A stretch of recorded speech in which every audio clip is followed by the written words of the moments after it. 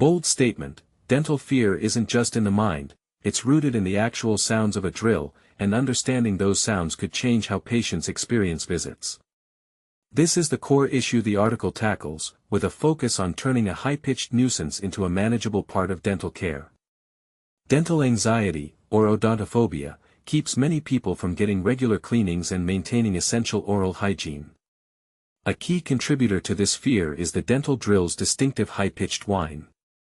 Dr. Tomomi Yamada, a dentist and assistant professor at the University of Osaka's Graduate School of Dentistry, has witnessed firsthand how this sound can trigger distress in patients.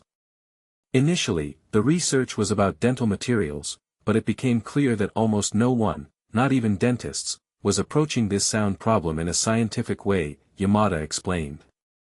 Yamada will present her findings on Tuesday, December 2nd, at 8:20 a.m. Hawaii Standard Time during the 6th Joint Meeting of the Acoustical Society of America and Acoustical Society of Japan, held in Honolulu, Hawaii from December 1st to 5th. To uncover the drill's aerodynamics, Yamada and collaborators from Osaka University, Kobe University, and National Chenkung University used Japan's flagship supercomputer to run large-scale aeroacoustic simulations.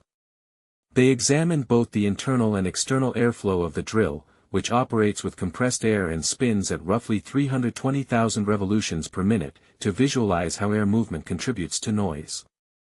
Their simulations revealed that simply making the drill quieter isn't enough to reduce discomfort, the quality of the sound matters more.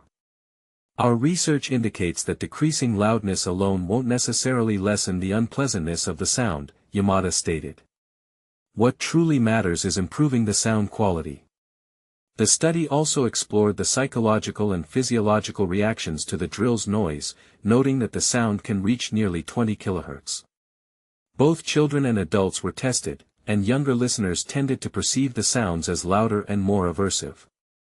We see that children's fear of dental sounds isn't just psychological, it's physiological as well, Yamada said. Children actually hear these sounds differently, so their fear of dental treatment is a genuine sensory response, not merely imagination. In response, Yamada and her team are optimizing the drill's blade geometry and exhaust port to minimize noise while preserving performance. Bringing this quieter technology into regular practice requires balancing performance and safety. A quieter drill must still deliver effective treatment. Looking ahead, the researchers hope to partner with dental manufacturers through industry, academic collaborations to move toward commercialization after completing regulatory and durability testing. Source: